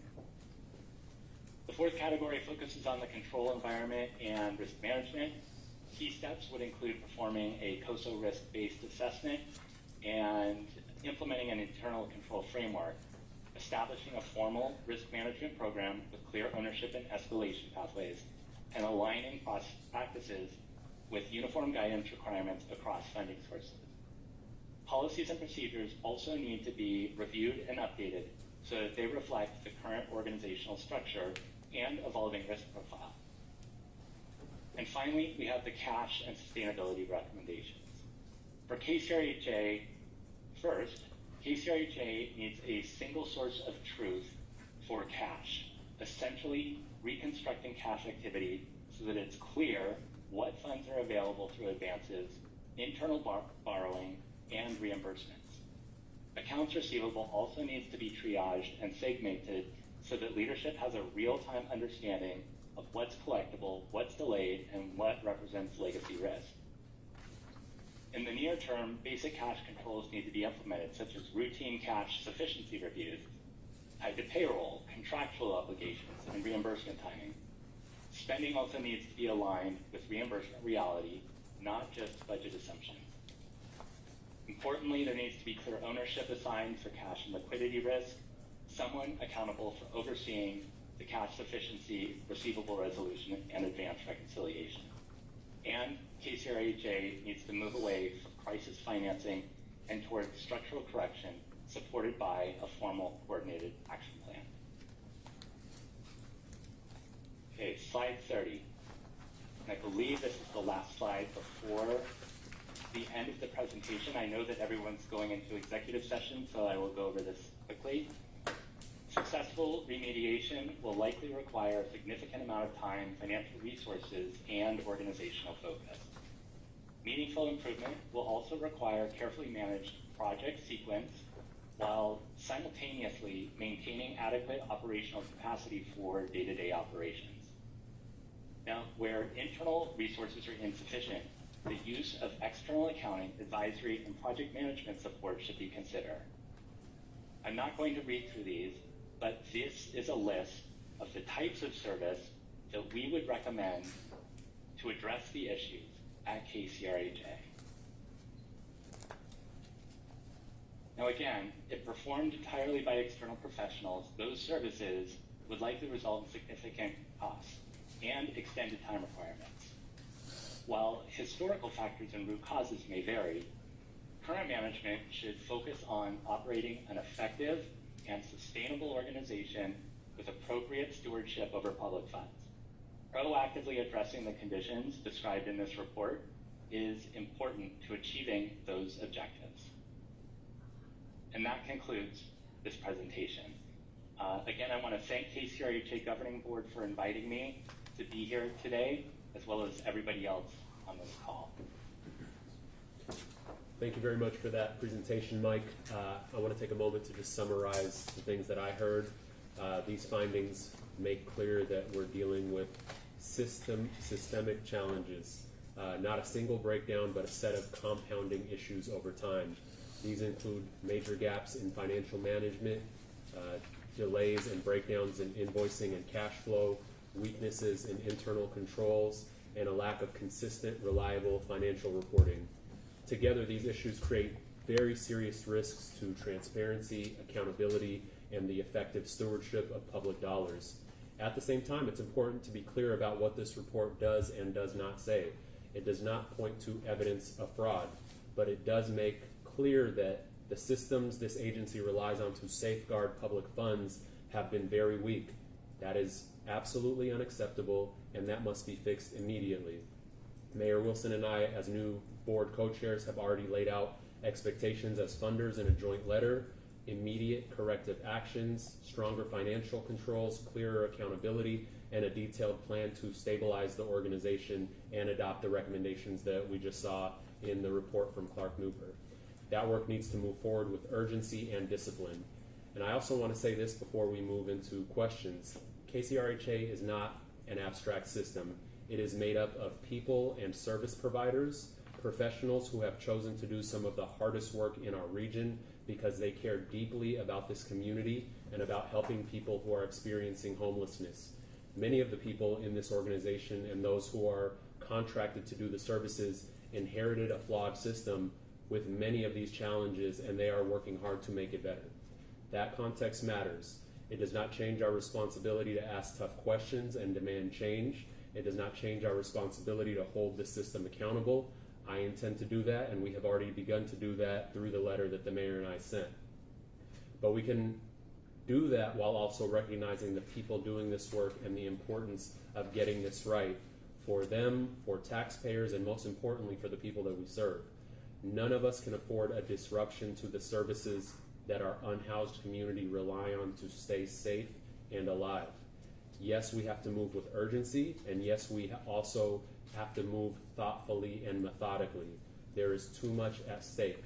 With that, I'll open it up to questions only from the governing board as was requested by Clark Newber. Any questions? Councilmember Brown. Thank you, Chair. Mike, thank you for the presentation and for all the work that you've done to identify the issues that you've outlined, even though the news is, of course, very sobering and troubling. I wanted to ask you, along the lines of what the Chair mentioned in terms of the timing of some of these issues. I wanted to focus on the $8 million in open receivables that are unreconcilable, as well as the overspend. I realize that this might be difficult because part of the challenge is the documentation, but I'm curious if you have a sense of the timing of those issues, whether those happened, in what I would describe a period of challenges internally for KCRHA, or are they spread out during the period? I know you were looking at like multiple years. Do you have any sense of whether all of those happened during a specific period, or are they spread out over the period that you identified? Yes, the answer is that they're spread out over the entire period. Okay, thank you. Mike, I'll ask a question. You mentioned many weak financial controls. You mentioned no documented internal control framework, no standard monthly close, no segregation of duties.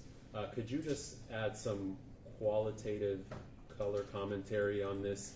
Give us some perspective. How unusual is this for an organization of this size? So, the objective is to provide stewardship over public dollars. Large nonprofit and governmental organizations that I have seen in the past typically do pretty well in terms of having internal controls and processes. I think that any organization like this struggles with these types of issues, but the issues that we're seeing here are significant.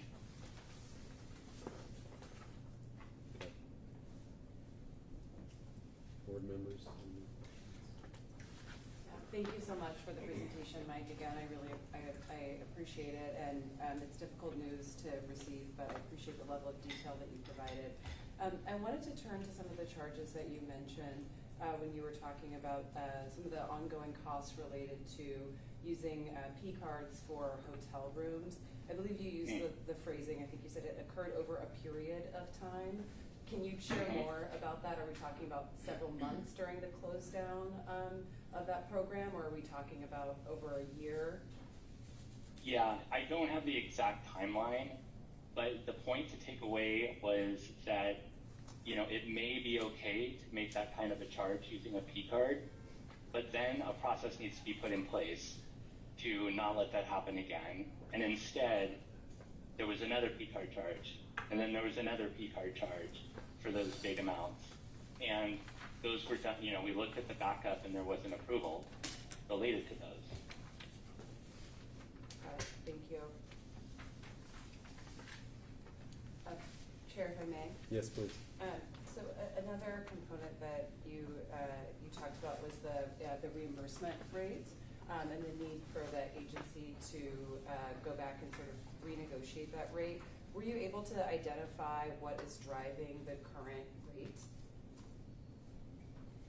So this is a bit confusing, actually.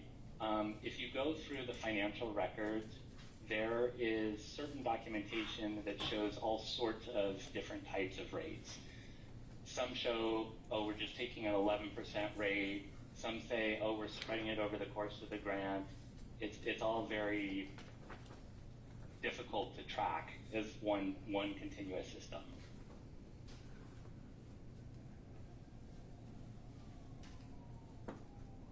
Board member? Thank you, Mike, for this detailed presentation. These are serious findings that warrant immediate action to remedy. And I want to take us to slide 26. There's a bullet point here under the subheader related to staffing, where you point out considering building out the accounting team to include those with expertise in federal grants. It sounds like there was some type of evaluation you all may have done related to staff qualifications and expertise. I'm wondering, can you clarify, was that a part of the evaluation? No, it was not. Except that we noted in our work that they're overwhelmed with work and do not necessarily have depth of knowledge in uniform guidance rules, which is extremely important. We also noted that there's some siloing between programs and accounting, where we would expect there to be some crossover there, because the two aren't mutually exclusive. Board member Fain? Thank you. I just wanted to follow up on your answer to Member Barone's question around timing. Is there any evidence, or can you really tell if there were trends in the nature or kind of the severity of the issues over time? I'm trying to establish whether there's any periods where challenges like overspending or reporting inconsistencies were more acute, or was it just consistent over the years? Yeah, so the reason why we looked at those in particular is because they were such high charges. We did data analytics over the rest of the charges, and there wasn't really any consistent pattern. The issues that we found were, for example, there were thousands of dollars in Amazon charges, which might be correct, might be allowable. We looked at a few of those, and some of them contained, furniture and clothes, fairly small amounts, compared to the amount of money that we're talking about. But they may have been allowed via the grant contract.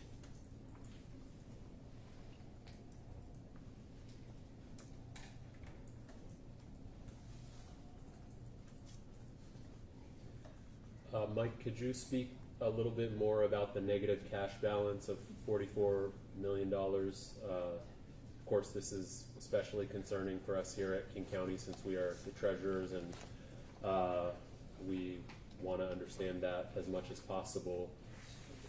How much of that negative cash balance has to do with how much of it is just inherent to the structure of this quasi-independent organization that has to borrow money and that has to wait for resources to come to it versus something more to do with actions on the part of the organization itself? So, good question. So this kind of goes back to the discussion that I had on the reimbursement model. If you look at like a trend of cash coming in and receivables, it should look like two sine waves, basically. You grow, you do your expenses, grow your receivables, you get the cash, it comes back down. And that's a repeating pattern. And it is difficult to manage, but it is successfully managed by many organizations. sometimes there's some negative cash balance involved there, but it's super temporary. What we're seeing, and if you refer to the report, I don't know what page it's on, but it's a big graph towards the beginning of the report, you can see that the receivables continue to grow, and the cash continue to decline. So not what we would expect to see. And so what needs to happen is better management internally around budgets, managing the cash flows, understanding, what's been paid, what needs to be paid, and the timing around that. Thank you.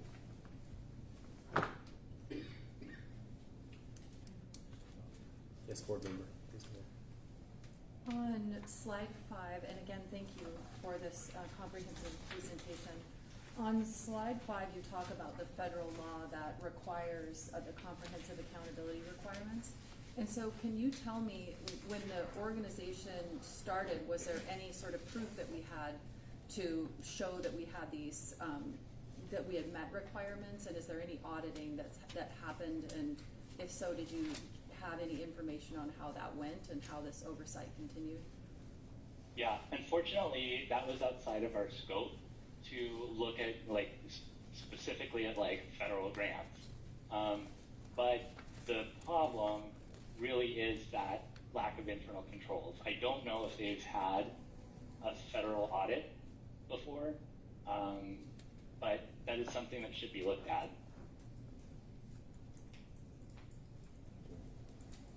Board member. I have a question regarding the Salesforce implementation.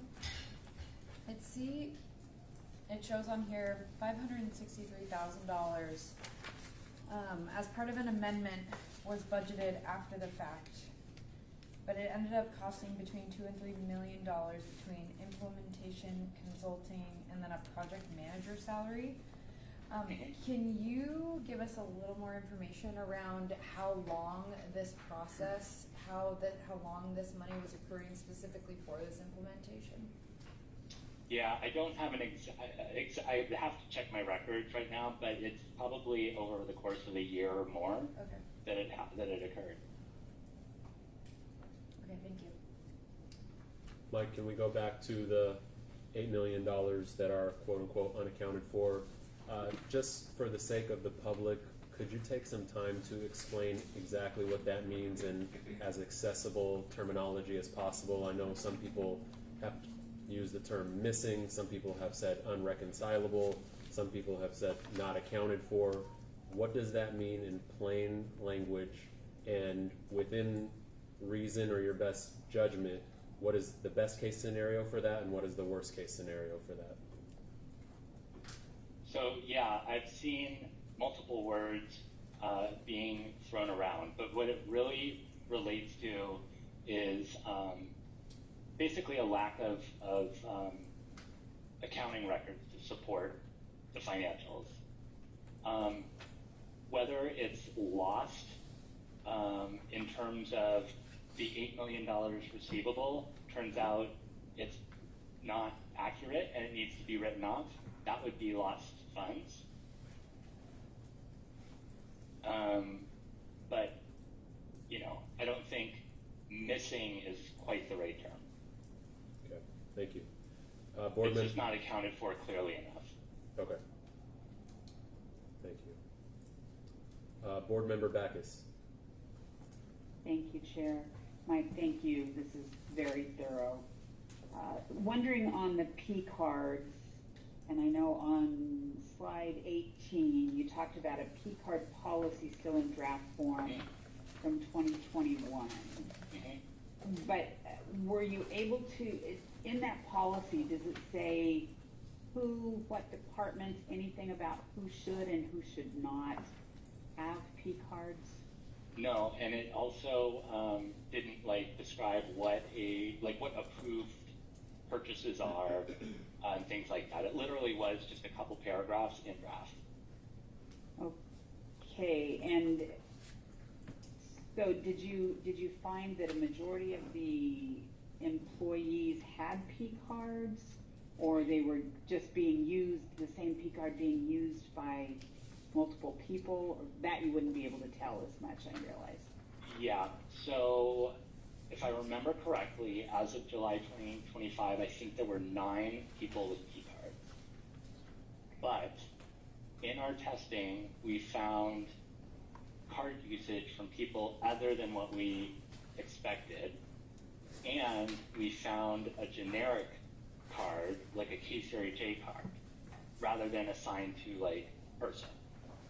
And we don't know what that was for. Board Member Jang. So on the last slide, recommendations and next steps, there's a list of like 10 things that would need to be done. With this potential large time and cost investment, do you have a rough estimate of what level of magnitude we're talking about here? I'm sorry, are you talking about the time or cost? Both. Yeah, so I don't want to speculate, but I am a professional and I know what our rates are like. So, it could be potentially in the millions of dollars if all of this was performed by consultants. But again, that is speculation. And timing, the reason why timing is going to take a long time is because of the fact that all of these issues are so intertwined, as I've said through the report. So one issue is being caused by another issue, and a third issue needs to be corrected before those other 2 issues can be corrected. So, it may take a year or more. Any final questions from the board? Anyone online? Going once? I have a final question. Yes, board member. This is very complicated, so I'm going to ask the question and hope it will make sense. With this $8 million that's unreconcilable, does this mean that the total amount of money that has been talked about could change that total amount for some reason if it could be found? Because unreconcilable means that there isn't really a record of how we received it, correct? Correct. So what it means is that it was recorded in the books, or something got paid, an invoice, but there's no way to match any invoices to that. So we don't know if they got paid for it or not. And so it's going to be kind of a Sudoku kind of process to try and go through and figure out that line of what happened. Thank you. Did that answer your question? Yes, thank you. Board Member Foster. Thank you, Chair. I'm going to go in a different direction quickly. I know you mentioned the state auditor's report. I believe you said that was in 2022 and 2023, that there were 2 consecutive years of findings in those reports. Was there corrective action taken following those reports? So I think it was 23 and 24. Thank you. I could be wrong because I don't have my slide deck quite there. We did not see any evidence of corrective action. I would have expected a corrective action plan and a timeline and how they were going to address those issues.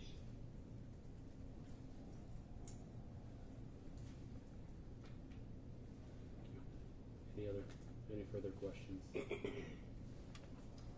another question. Yes, please. Was there an audit in 2025?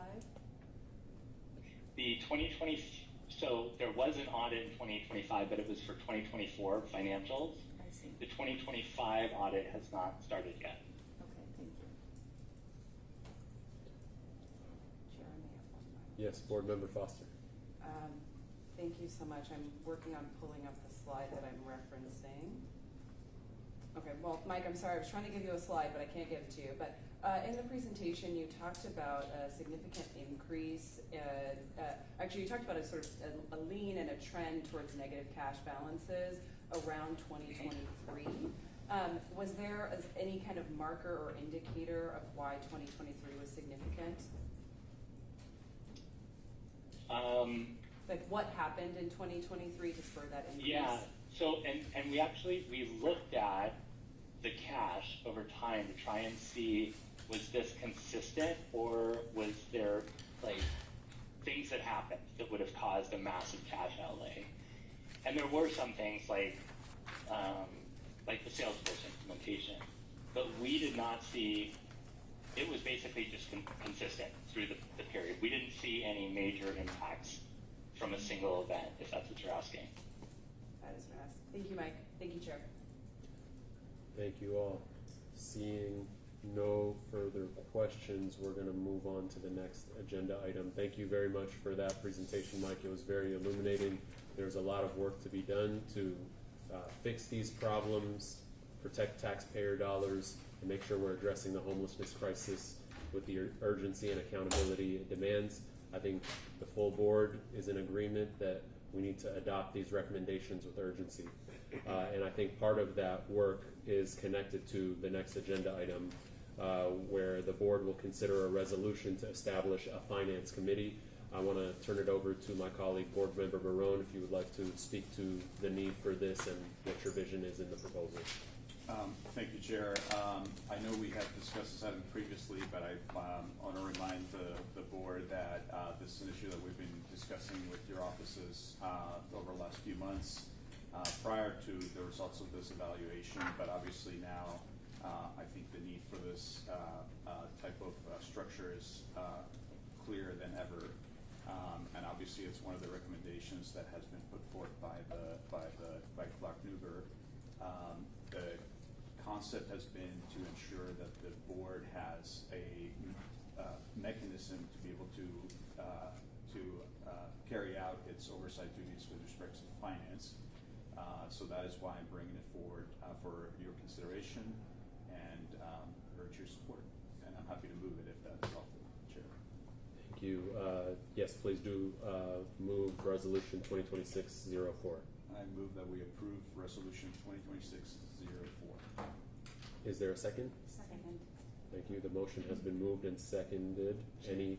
Apologies. It seems like Deputy Surratt has raised his hand. Okay. Deputy Mayor, please go ahead. Good afternoon, everyone. As Mayor Wilson noted, I'm serving in as her proxy. And I want to thank all the board members here for introducing this resolution, in particular Board Member Barone, for your consistent leadership for the establishment of this committee, of this finance committee. Mayor Wilson would like to propose some amendments. We had originally planned to bring forward these amendments as a separate resolution, which was shared with all of you at the end of the day yesterday. However, because this is a special meeting, we cannot take action on walk-on items. These amendments align with the purpose and the intent of the Finance Committee. I want to thank Member Barone for his support of this approach. The intention of these amendments is to be responsive to the findings of the forensic evaluation and incorporate specific actions that were outlined by Mayor Wilson and Executive Zalai that was included in the cover letter transmitted to CEO Kennison on 4/22. These proposed amendments specify additional clear direction to the Finance Committee to ensure proper financial oversight during this period. The intent is to specify safeguards related to the administration of public dollars in alignment with our role as governing board members. As mentioned in the letter, these actions are intended to support management. The intent is not to create undue impact or to harm management's ability to carry out the essential duties held by the authority, such as execution of contracts and processing of invoices within the established budget authority. Chair Zalai, I would like to move to amend Resolution 2026-04. This amendment adds 4 recitals and amend Section 1, the base resolution, adding items E through H. For E, so I think so we can see what's under consideration. Thank you for displaying that on the screen. Here are the 4 recitals and the 4 items.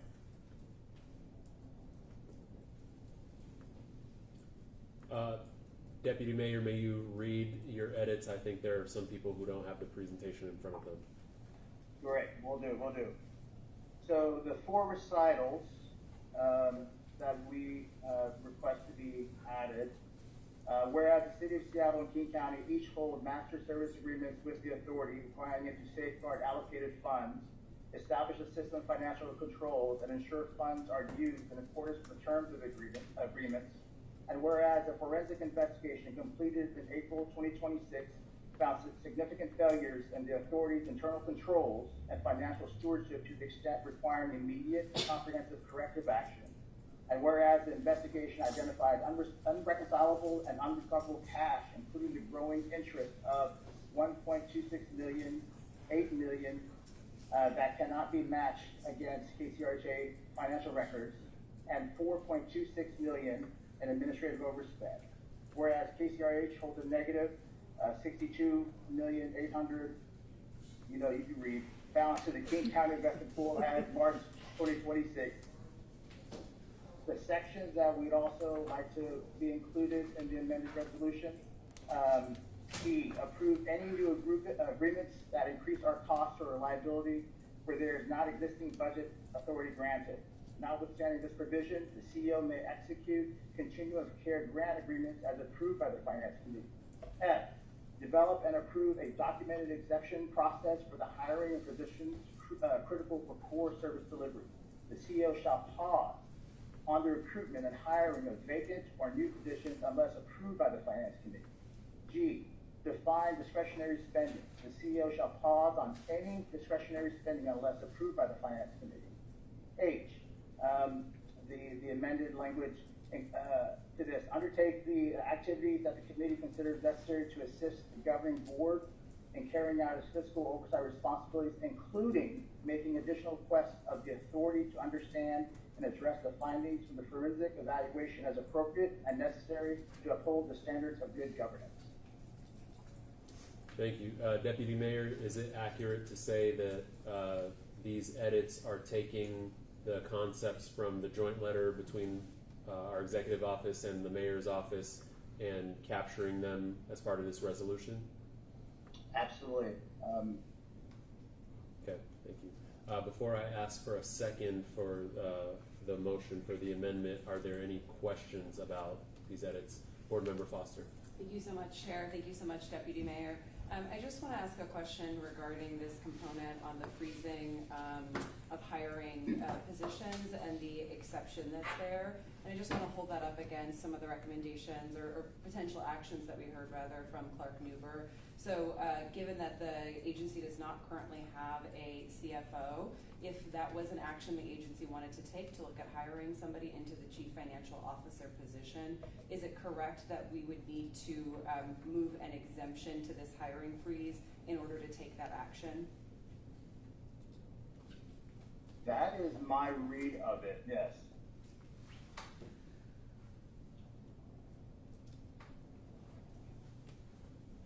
Thank you. Thank you. Any more questions? Okay, there has been a motion to move an amendment. Can I have a second? Second. Seconded. Should I do a roll call on this, or can I do a voice vote on the amendment? Board Member. And Chair, I just want to reiterate, as the Deputy Mayor indicated, I am supportive. Even though it's my underlying resolution, I support the amendment. So can we just accept it as a friendly amendment, or how does it work here? Yes? Okay, so, go ahead, Board Member. Okay. I was going to say, I'm happy with the voice amendment, like whatever you decide to do. Why don't we just dot our T's and cross our I's and do all those in favor of the amendment to Resolution 2026-04, please say aye. Aye. All those opposed? The amendment carries. We have now before us Resolution 2026-04 as amended. Board Member Barone to close. I urge your support. Any final comments or questions? Okay.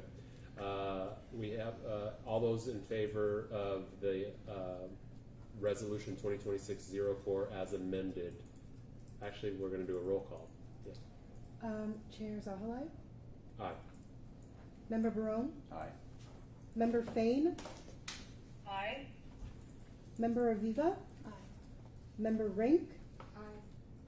Member Surratt? Aye. Member Foster? Aye. Member Bracken? Aye. Member Hay? Aye. Member Prince? Member Prince? Member Backus? Aye. Member Jang? Aye. Chair, the motion has passed with 11 votes. Okay, thank you very much. That brings us to the end of today's meeting. Are there any final comments or questions for the good of the order? Okay, is there a motion and a second to adjourn? Motion. A second. Thank you. With no other business to come before this meeting, it is adjourned. Thank you.